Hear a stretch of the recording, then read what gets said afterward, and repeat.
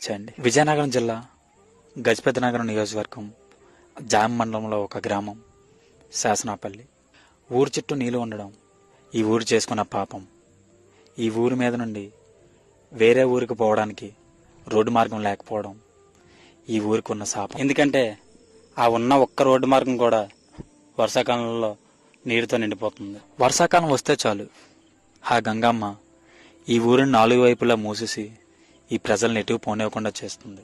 ఈ ఊర్లోని పిల్లలు చదువుకోవాలన్నా, ఈ ఊర్లో ఉండే ప్రజలు నిత్యావసర సరుకులు కొనుక్కోవాలన్నా వీళ్ళు వెళ్ళవలసినది పక్కన ఉండే పెదవేమలి అనే గ్రామం. ఈ రెండూల మధ్య ఉండే దూరం 2 కిలోమీటర్లు. కానీ ఆ 2 కిలోమీటర్లు చేరుకోవాలంటే మధ్యలో ఉండే 200 మీటర్ల గడ్డ దాటాలి. ఈ ఊరు పుట్టినప్పటి నుండి ఈ ఊరి ప్రజలు ఆ 200 మీటర్ల గడ్డపై వంతెన కట్టమని రాజకీయ నాయకుల్ని అడుగుతూనే ఉన్నారు. ప్రభుత్వాలు మారుతున్నాయి, రాజకీయ నాయకులు మారుతున్నారు, కానీ ఈ ఊరు సమస్య తీరడం లేదు. ఎలక్షన్ ముందు ప్రతి నాయకుడు మేం గెలవగానే బ్రిడ్జి వేస్తామని చెప్పి ఈ ఊరు ప్రజలకు మాటిస్తున్నారు.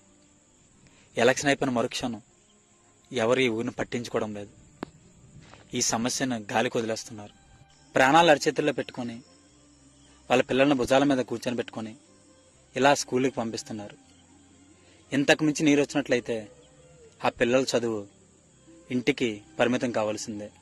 ఈ బ్రిడ్జి వేయకపోవడం వలన సంవత్సరంలో 4 నెలలు పిల్లలు ఇంటి వద్దే ఉండి చదువుకోవాల్సి వస్తుంది. చివరకు 300 గడప ఉండే గ్రామం 100 గడపకు చేరుకుందంటే కారణం పిల్లల చదువు కోసమని ఈ ఊరు ప్రజలు వలస వెళ్ళిపోవడం. బయట ఊర్లకి కూలి పనికి కూడా పోయడానికి ఆస్కారం లేక ఇంటి పట్టునే ఉండవలసిన పరిస్థితి వస్తుంది. ఖాళీ అవుతున్న ఊరికి ఊరట రావాలన్నా, ఊరి నుండి వలస వెళ్ళిన వాళ్ళు తిరిగి ఊరికి రావాలన్నా ఈ బ్రిడ్జి పడాల్సిందే. ఈ బ్రిడ్జి వేయడం వల్ల ఈ ఊరొక్కటే లాభం పొందదు.